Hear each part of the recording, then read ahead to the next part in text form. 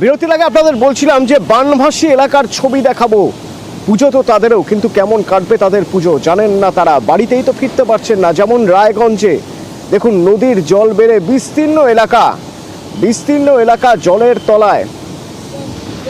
ক্ষীরাবাড়ি, অনন্তপুর, একাধিক এলাকা এখনো জলের নিচে।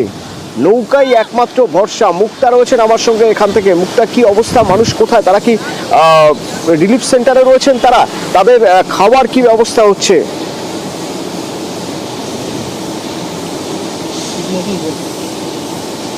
আমরা গড়ি গ্রাম পঞ্চায়েতের বিহার এবং যে নেপালের যে কোশি ব্যারেজ ছিল, সেই জল ছাড়ার ফলেই নাগর নদীর জল হু হু করে বাড়ছে। তার ফলেই কিন্তু বিস্তীর্ণ এলাকা কিন্তু জলে প্লাবিত হচ্ছে। পাশাপাশি আমরা দেখতে পাচ্ছি যে যোগাযোগ ব্যবস্থা একেবারে বিচ্ছিন্ন হয়ে গেছে এবং তাদের একটাই ভরসা নৌকা। আর এই নৌকার উপরে ভরসা করে তাদেরকে চলাচল করতে হচ্ছে এবং তারা কিন্তু সেই দ্বীপ রয়েছে, গ্রাম রয়েছে, সেখানেই তাদেরকে থাকতে হচ্ছে। পাশাপাশি যদি কোনো মার্কেট করতে যেতে হয় সেখানেও কিন্তু নৌকায় করে যেতে হচ্ছে। কেউ যদি অসুস্থ হয় সেখানেও কিন্তু তাদের একেবারে যোগাযোগের অবস্থা কিন্তু তারা সেই এলাকাতে কিন্তু মৃত্যু পর্যন্ত হতে পারে। তারা প্রশাসনকে দাবি জানিয়েছে যে তাদের যেন সহযোগিতার হাত বেড়ে দেয় এবং পাশাপাশি সরকারিভাবে যেন একটা বড় নৌকার ব্যবস্থা করে দেওয়া হয় এবং যে দু একটা নৌকা দেখা যাচ্ছে সেটা কিন্তু তাদের ব্যক্তিগত নৌকা, সেই তারা কিন্তু ব্যবহার করছে। পাশাপাশি ওই কয়েকটা গ্রামে কিন্তু কয়েক হাজার মানুষের বসবাস। পাশাপাশি এদিকে আমরা জানতে পারছি যে রায়গঞ্জের বিধায়ক কৃষ্ণকল্যাণী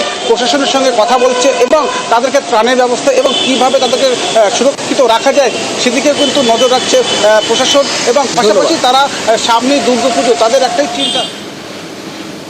এটা নাগর আর কুলুক দুটারই জলে আছে, প্লাবিত আছে। আচ্ছা, হ্যাঁ, পুরা ক্ষয়ক্ষতি আছে, ধান সব জলে ডুবে শেষ। আর এখন হচ্ছে আপনাদের যাতায়াত কিসে? যাতায়াত নৌকায়।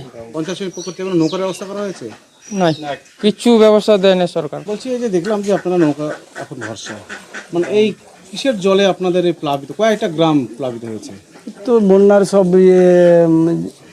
মানে কোথায় যেন জল ছাড়ছে নাকি, তারপরে বৃষ্টি হয়েছে, কোশি ব্যারেজ নাকি, ওইগুলাতে আসছে, ওইখান থেকে আসছে নাকি আমরা শুনছি আর কি, আমরা তো আর বলতে পারবো না, কিন্তু আমাদের চারদিকে বন্যা প্লাবিত হয়েছে।